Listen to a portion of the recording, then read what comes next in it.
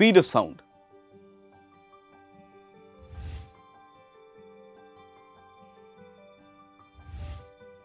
Thunder. आप इसे कुछ इससे डरते होंगे और कुछ नहीं, पर मैं यहाँ आपको थंडर से रिलेटेड कुछ वियर्ड बात बताती हूँ। हमें थंडर दिखने से पहले लाइटनिंग दिखती है। क्या आपको पता है ऐसा क्यों होता है? हाँ, ऐसा इसलिए होता है क्योंकि साउंड की स्पीड लाइट की स्पीड से कम होती है। पर साउंड की स्पीड होती क्या है? क्या ये हमेशा सेम होती है या फिर चेंज होती रहती है? चलो देखते हैं। जनरली डिस्टेंस ट्रैवल्ड पर सेकंड को स्पीड कहते हैं। साउंड के केस में डिस्टरबेंस या वेव 1 सेकंड में जो डिस्टेंस ट्रैवल करती है उसे स्पीड कहते हैं। इसे इक्वेशन 1 मान लेते हैं। अब एक साउंड वेव कंसिडर कीजिए। स्पीड जानने के लिए हमें डिस्टेंस ट्रैवल्ड और जिस टाइम में ये डिस्टेंस ट्रैवल किया गया है वो दोनों चाहिए, है ना? तो अगर हम एक क्रेस्ट से अगले क्रेस्ट तक की वेवलेंथ को डिस्टेंस माने तो वेव को कितना डिस्टेंस ट्रैवल करने में कितना टाइम लगेगा?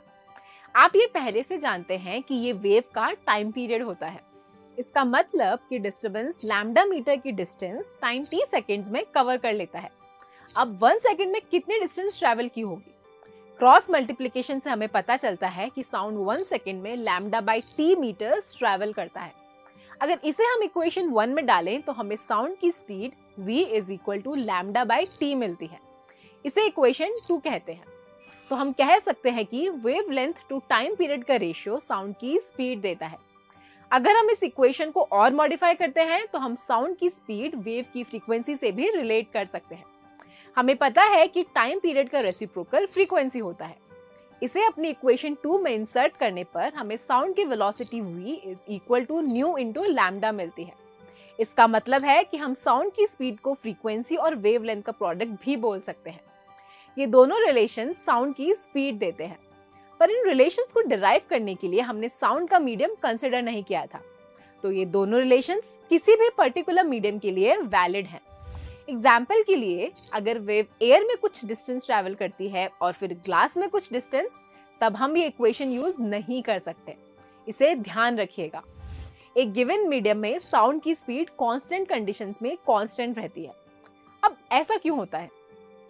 अगर टेम्परेचर या प्रेशर या कोई और कंडीशन चेंज होती है तो मीडियम की प्रॉपर्टीज भी चेंज होगी, जिसका मतलब है कि साउंड की स्पीड भी चेंज होगी। पर एक गिवन मीडियम में जैसे कि एयर, अगर फ्रीक्वेंसी चेंज भी हो जाए तब भी साउंड की स्पीड 340 मीटर्स पर सेकेंड ही पर कांस्टेंट होती है। जब हम कोई म्यूजिकल इंस्ट्रूमेंट बजाते हैं तब हम इसे एक्सपीरियंस कर सकते हैं। सभी नोट्स की फ्रीक्वेंसी अलग अलग होती है, पर अगर इनकी स्पीड भी अलग होती तो ये हम तक उस सीक्वेंस में नहीं पहुंचते जिसमें ये बजाए जा रहे हैं और हमें मेलोडी सुनाई ही नहीं देती। ऐसे इसलिए होता है क्योंकि फ्रीक्वेंसी इंक्रीज करने पर वेवलेंथ डिक्रीज होती है, पर इनका प्रोडक्ट यानी कि साउंड की स्पीड कांस्टेंट रहती है। चलो अब वेव की स्पीड कैलकुलेट करते हैं जिसकी फ्रीक्वेंसी 2 किलोहर्ट्ज और वेवलेंथ 30 सेंटीमीटर्स दी हुई है।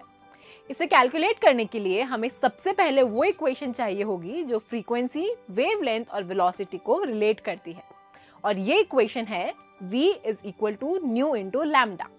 इनमें वैल्यूज इंसर्ट करने पर हमें साउंड की स्पीड 600 मीटर्स पर सेकेंड मिलती है। तो अब हमें अगर 3 में से कोई भी 2 वैल्यूज दी गई हैं तो हम साउंड की स्पीड कैलकुलेट कर सकते हैं। आज के लिए बस इतना ही।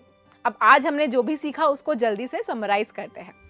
सबसे पहले हमने देखा 1 सेकेंड के टाइम में डिस्टरबेंस जो डिस्टेंस ट्रैवल कर लेता है उसे साउंड की स्पीड कहते हैं। फिर हमने पढ़ा कि साउंड की स्पीड कैलकुलेट करने के लिए v is equal to lambda by t या फिर v is equal to nu into lambda relations use किए जाते हैं। फिर हमने देखा कि साउंड की स्पीड फ्रीक्वेंसी पर डिपेंड नहीं करती। ये गिवन मीडियम के लिए सेम रहेगी जब तक उस मीडियम की फिजिकल कंडीशन सेम है। आई होप आज आपने कुछ नया और इंटरेस्टिंग सीखा होगा। Keep learning and I'll see you soon.